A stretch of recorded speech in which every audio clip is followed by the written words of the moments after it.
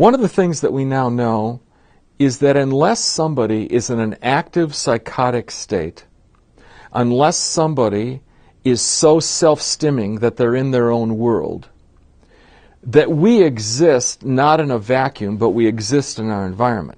Now, we all know what happens when somebody says, "Weren't you listening to me?" When we get into our own world, or we're momentarily distracted, or if you ever had the experience of driving 20 miles and realizing, "I don't know how I got here."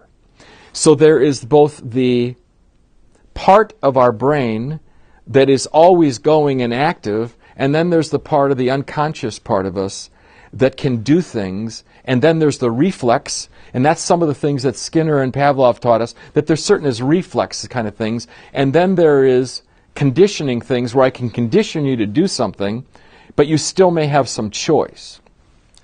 So, not only from the people I mentioned before, but one of the things we've learned is that people exist within an environment.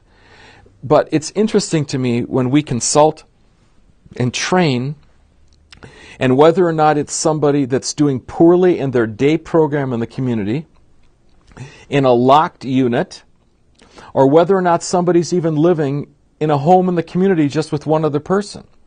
People are constantly looking at what we can do to change this person's behavior.